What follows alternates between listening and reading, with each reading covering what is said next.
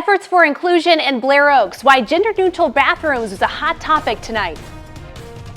I'm meteorologist Matt Beckwith, and I'm watching a warming trend that's moving into central Missouri. That trend has already started, bringing above average temperatures to central Missouri, and those above average temperatures are here for quite some time. We'll talk about how long it sticks around and how high these temperatures climb in my first alert forecast. And there were hundreds of police stops in Columbia with no action taken. We're taking a look at the committee responsible for confronting officers for answers.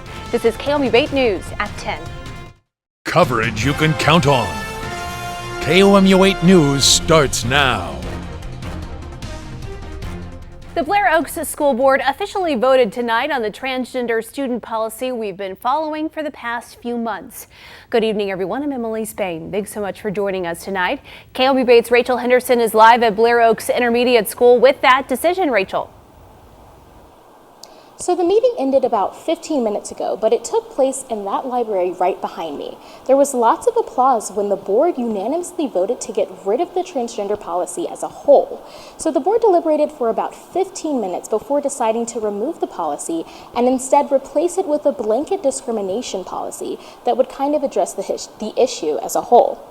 To recap, the policy stated that students, regardless of their gender identity, will have the option of using the gender-neutral restroom, the restroom designated for their biological sex or their self-identified gender.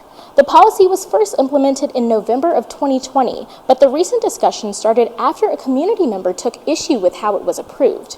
The assistant superintendent says there have been 0 incidents of inappropriate sexual behavior in the bathrooms, which was one of the concerns some parents had about the policy. She also said less than 1% of students in the district identify as transgender. The board's president says this discussion is not unique to Blair Oaks. I personally find it disappointing that there's been so much focus on this issue at Blair Oaks. Ultimately, this is an issue that goes far beyond Blair Oaks or Jeff City or Columbia Public Schools or anywhere else. And I really want to readjust the focus on the great things that we're doing at this school district and the great things that our students do.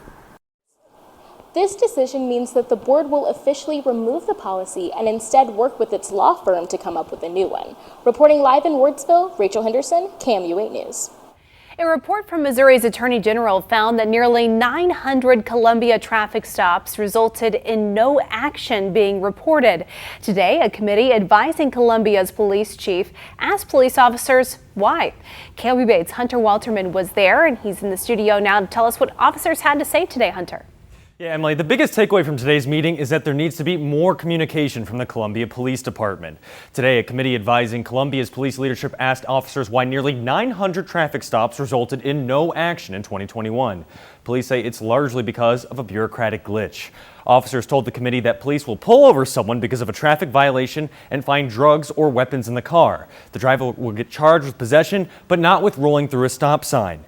Then, the report says no action was taken on the traffic violation, even if the driver was taken into custody. But sometimes, one lieutenant says, there really is no action taken.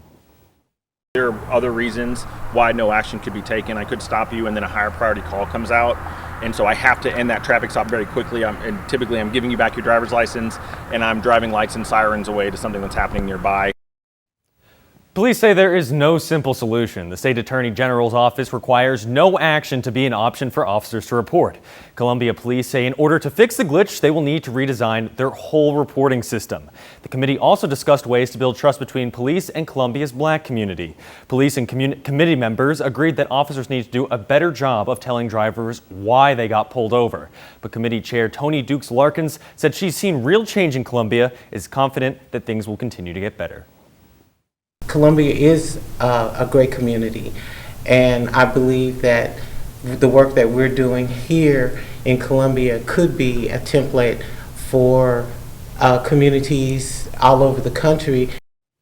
Dukes Larkin says next meeting the committee will recommend the department create a PSA advising Columbia residents what to expect if they get pulled over. Reporting in the studio, Hunter Walterman, KOMU 8 News.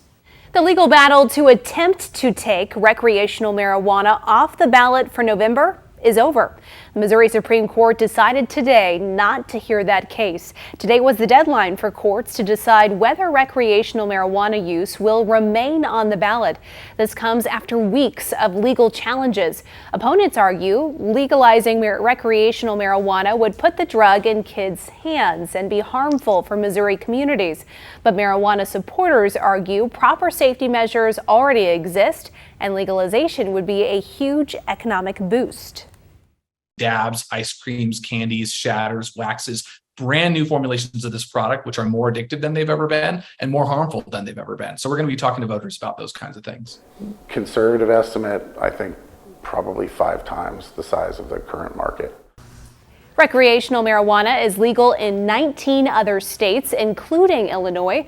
Voters approved an amendment legalizing medical marijuana in Missouri in 2018. MU Healthcare is celebrating the opening of its new clinic in Mexico, and you can see it right there, that MU Healthcare clinic off of 54, and it offers both family medicine and urgent care right off Clark Street. Dozens of physicians and community members came to that grand opening today. One of the family medicine doctors there has been serving the Audrain County community for more than 2 decades. She says she hopes this will fill the void that Noble Hill left when it suspended services at Audrain Community Hospital back in March. Recently, we started having instability of healthcare, and I approached the university and the university's vision for quality healthcare in rural Missouri matched with mine. The family clinic is open Monday through Friday from 8 a.m. to 5 p.m. and the urgent care is open every day, but only until 6 p.m., not later at night. MU Healthcare also wants to remind people that it's for urgent and not life-threatening care. Investigators are continuing to look into a bus crash at Jefferson City High School that left several students injured yesterday. A police report says 9 students on the volleyball team were injured. It says students boarded the bus after the driver stepped away and the bus rolled backward downhill, running off the side of the roadway. It hit a road sign, an electric pole, then a parked car, a concrete retaining wall, and finally a dumpster before stopping. One campus custodian says it could have been worse. Lucky someone didn't get killed or the bus didn't roll over, because the way that it came down the hill, there's an incline, a little hill there, and it could have easily rolled over after it hit that concrete barrier. School officials would not tell us anything about how the students are doing today. We do know the volleyball game against Rockbridge and Columbia is canceled for tomorrow. The bus involved in the crash was not a district bus. Matt. Temperatures already warming up across the region as we continue our warming trend. 11 degrees warmer than this time yesterday in Wichita, 12 degrees warmer in Kirksville, 4 degrees warmer in Columbia. All that warmer air off to our west and northwest. That's going to be coming our way in the next few days. Tomorrow, we're going to be looking at a high near 88 degrees in Columbia, 85 in Mexico, 86 Paris, 87 in Tipton, and 88 down at the Lake of the Ozarks. That's above average for this time of the year, and this temperature trend is going to be climbing over the next several days, getting close to well above average as our highs climb to the 80s and 90s, and our lows eventually climb to the 70s. Now, you can see here a cool down does come, but it's at the end of the range. We're going to talk about the setup that's bringing the heat in my first alert forecast. Okay, thanks, Matt. Just hours ago, President Biden wrapped up an event celebrating the recently passed Inflation Reduction Act. It was 4 weeks ago today. President Biden signed that bill into law. The bill is intended to help fight climate change, lower prescription drug costs for Medicare recipients, and help with health care costs. President Biden says the bill will help millions. This law is going to make a big difference for middle class and working class families. Finally, giving them a little bit, as my dad would say again, breathing room. It's a big step forward for the country. While the bill was designed to combat inflation, a new government report shows consumer prices like housing and food are continuing to rise. Today, Senator Lindsey Graham announced a bill to ban abortion nationwide at 15 weeks. If passed, the ban would not affect any state laws that limit abortions. Graham said it provides exceptions for cases of incest, rape, and the health of the mother. The bill differs from existing support for a federal law protecting the right to an abortion. The Department of Justice is seeking information about former President Donald Trump. The DOJ has issued dozens of subpoenas in the past week. The subpoenas relate to the January 6th riot at the U.S. Capitol, along with the efforts from the former president to overturn the 2020 election. Trump's aides and associates are included in those subpoenas. An update to a story we've been following for almost a week now. Ezekiel Kelly, the man charged in a deadly shooting spree in Memphis last week, made a brief court appearance today. Investigators say he shot 7 people. 3 died. Kelly is facing first-degree murder, but prosecutors say more charges are on the way. Kelly's attorney entered a motion to restrict public comments in the case. The attorney asked the court to give her time to confer with Kelly on some other issues. Kelly's next court appearance is this Friday. Take a look here at this video out of San Bernardino, California. You can see officers trudging through floodwaters to save a mother and her children there. Powerful video. Flash floodwaters rose quickly during the weekend storms, trapping that family. We're learning today the officers in this video, they're all rookies with less than a year on the job. Those instincts, though, kicked in, knew exactly what to do. A brewery known for being dog friendly is having to kick its furry friends out. What it's doing to bring them back. Temperatures got to the middle 80s today. 4 degrees above average, 4 degrees below average for that low, tracking a warming trend coming up. Welcome back. Many breweries across the country are known for being dog friendly, including this one in Shawnee, Kansas. But a code implemented last year is now threatening that. Juyeon Kim stopped by to hear the staff's concerns and their efforts to welcome back their furry patrons. It's just become a part of not only our identity, but our communities as well. Transport Brewery has always been a safe haven, not only for its regulars, but their furry companions. I would say a lot of the patrons come here because they can bring their dogs. Ashlyn and her 3-year-old dog Willow have been coming here since the brewery opened its doors almost 4 years ago. Willow, sit. Transport Brewery has donated nearly $15,000 to local organizations through adoption events, yearly fundraisers, and their end-of-the-year calendar sales. And a lot of the regulars and employees had their dogs featured. So that's Willow. She is May. Do you think it's stuff like this that means so much to the people that come here? Yeah, definitely. But all that is now on the line. The Kansas Department of Agriculture implemented a new code in April of 2021 that prohibits dogs from being in food establishments. Because we make beer, beer is considered food. 3 years ago, beer wasn't considered food. They had to find food partnerships to make sure they were compliant with a state law requiring 30% of sales come from food. Now, 3 years later, beer is food, so you can't have dogs. Well, which is it? The staff applied for a variance that was immediately denied, and there's no appeal structure to their knowledge. So the brewery launched Charlie's Cause, a call to action for community members to reach out to lawmakers. Charlie was a dog that came in here multiple times a week with his owner, Rusty James. When we heard that Charlie passed away and we were trying to figure out what to do, in honor of Charlie, we decided to call this Charlie's Cause to try to protect the place that he loved so much. The city of Shawnee says it's trying to help out the brewery, but right now says its powers are limited. Matt.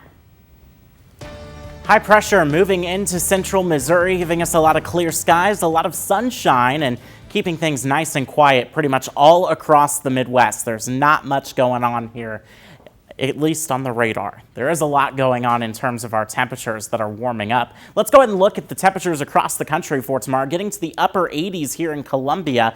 But look at the midsection of the country. We're at 90 in Dallas, 92 in Wichita, 87 in Des Moines. That warmer air really building into the Central Plains, and that's going to continue. Now tomorrow, we're a little bit above average. We are in this second shading of red, so 5 to 10 degrees above average. But look, as we head into the weekend, the reds are going to get a lot darker over the region, signifying warming temperatures. We're also in the time of the year where average is going down as well. So it's a combination of warmer air that's moving in and, of course, that lowering average. By the weekend, we are looking at lots of darker reds, 10 to 15 degrees above average, looking at highs getting to the low 90s. Now, last week, The West Coast was dealing with a lot of the heat moving into and breaking records. That is not what this is necessarily going to be, and those folks actually looking a lot cooler this time around with this round of heat. But this is going to be moving into central Missouri, and we are going to be feeling a lot like summer. Even some humidity going to be back with us by early next week. The reason this is all happening, the weather pattern is building in. We call this pattern a ridge. It forms this arch shape over the central part of the country, pushes that jet stream to the north. It allows a lot of warm air to settle in, and nothing's going to move through to really break down that pattern. And until that happens, we won't see things change. So temperatures in the upper 80s to low 90s over the next 5 days. Really not a whole lot of movement in terms of that high temperature. Our low temperatures are where you're going to notice a bit more change. Just a couple mornings ago, we were waking up to near 48, 49 degrees, 50 degrees in some locations. Tomorrow, we're starting the day near 60, low 60s through the rest of the week. But by Sunday morning, we're going to start the day closer to 70 degrees. So those mornings of jacket weather are likely quickly coming to an end, at least for a few days, as this warm pattern settles in. And this forecast takes a look at Monday through Friday of next week, the 19th through the 23rd, and above average temperatures likely to continue, especially in the first half of the week. Eventually, a cold front is going to try to move into the region, but it's going to take some time. Yesterday, it looked like that would arrive around Wednesday, and now it's taking a little bit longer. So we are going to continue to watch that and watch that air slowly stagnate into central Missouri, but it is going to be a hot one. 59 our temperature for tonight, clear and cool. River Valley fog with winds out of the southeast at 3 to 6 miles per hour. Tomorrow, we're up to 88 degrees. We're staying warm, hazy skies. That's going to be due to smoke from wildfires in the west that we're going to be watching over the region. 89 on Friday, back to the 90s this weekend. By kickoff, we're looking at temperatures in the upper 70s to lower 80s, near 90 by the end of the game. Going to be a warm one there for family weekend here. Low to mid 90s next week. By the way, the record on Monday, Emily, 94 degrees. So we're going to be on record watch next week. Wow, okay, Matt, thank you so much. Coming up, find out what change the Boston Marathon is making to its applicant process for 2023. But first, there's your lottery numbers. Good luck.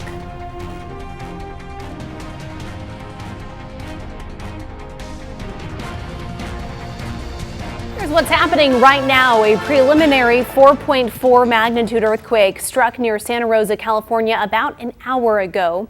The Santa Rosa Fire Department said crews are responding to reports of gas odors, gas leaks, fire alarms, and stuck elevators. A magnitude 4.4 earthquake would be the strongest in the Bay Area since 2019. There are no reported injuries at this time. The Boston Athletic Association is accepting applications of non-binary athletes for the 2023 Boston Marathon. Non-binary athletes who participated in a marathon during September 1st, 2021 through September 16th, 2020 can apply for the 2023 Boston Marathon. The qualification time may change in the future, but qualifying standards will be the same with those in the women's field. Coming up, how Eli Drinkwitz and the Tigers are tuning out the noise after last week's loss, and how they plan to bounce back against Abilene Christian. From the Ford Sports Desk, KOMU 8 Sports.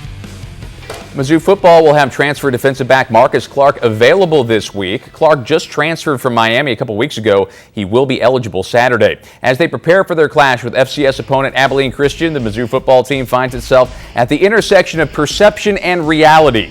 Following Saturday's debacle in Manhattan, perhaps the greatest challenge for Eli Drinkwitz and the Tigers is blocking out the social media criticism. We're capable of receiving all the criticism we possibly want. Instantly. People make mistakes. That's life. It's not mistakes are not defining moments, right? It's how you respond to mistakes, how you respond to things that are going to define the outcome of what you want. There's an old saying, perception is reality. I don't know if I believe that. I believe if you believe perception is reality, it will become reality. Now, Abilene Christian is 2-0 on the season, averaging 390 yards per game, which is good for 15th in FCS. Defensive coordinator Blake Baker knows the Wildcats shouldn't be taken lightly, especially after watching the losses by Nebraska, Texas A&M, and Notre Dame last week. I don't think we can overlook anybody. I think this is a quality opponent. If we don't give them our full attention, you can look back on college football last week where, you know, a lot of Power 5 schools got knocked off by non-Power 5 schools. It's a short week for the Chiefs, and they will be shorthanded Thursday against the Chargers. Corner Trent McDuffie will miss the game with a hamstring injury. Kicker Harrison Butker didn't practice today with an injured ankle. Head coach Andy Reid said loose turf from resodding in Arizona was the culprit for both injuries. St. Louis Cardinals open up a 2-game series with the Brewers tonight. Bottom of the first, Albert Pujols. Here he is again. A blooper into right field will drive in Nolan Arenado. The Cardinals fell behind 2-0, but they go on top 3-2. But in the 6th, Andrew McCutchen breaks the tie with a 2-run homer off Jordan Montgomery. Milwaukee takes game 1. The Royals lost to Minnesota 6-3. Boone County rivals meeting on the softball diamond tonight as Hallsville look for their 5th straight win in the series over the Harrisburg Bulldogs. All Hallsville in this one tonight at Harrisburg. Top of the 3rd inning, it was already 3-0 H-Town when Delaney Crocker knocks this one out of the park for a home run to left field. The next batter is Madison Lucas, and she's also going to send one over the fence. Back-to-back homers for Hallsville, and they led by 5. Still in the 3rd, it's 10-0 Hallsville. They batted around back to Lucas. She drives in another, scoring Crocker. Hallsville's 8th straight run. H-Town is now 10-2 with a run rule win.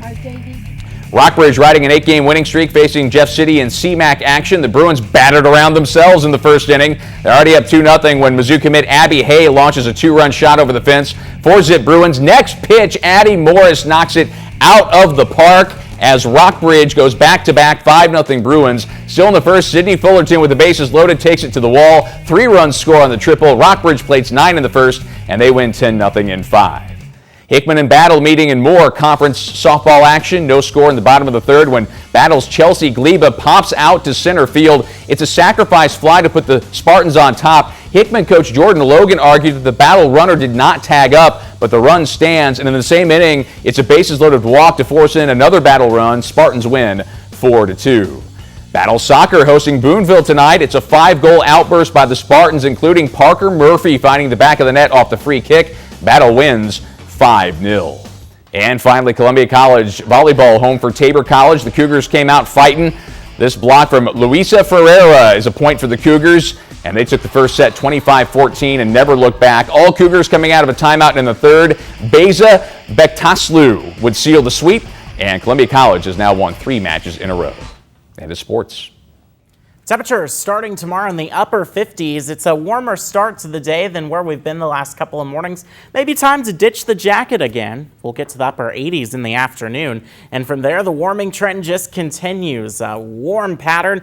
Next Monday, the record high temperature, 94 degrees. Now, I've looked at the records surrounding it, and it's a little bit lower than the rest of them. Most of them in the upper 90s to triple digits, but 93 are forecast at this point. The record 94 from the year 2000. Humidity going to be increasing too. So either way, it's going to be warm. Going to be feeling summer-like. Time to turn back on the AC. Yeah, to put those jackets away we all just got out. And dig the shorts back out if you put those away yet. And it's going to be a warm Saturday for the Tigers, Ben. Yeah, no escaping the sun for an 11 a.m. kickoff. Wear those shorts, right, Matt? And the sunscreen.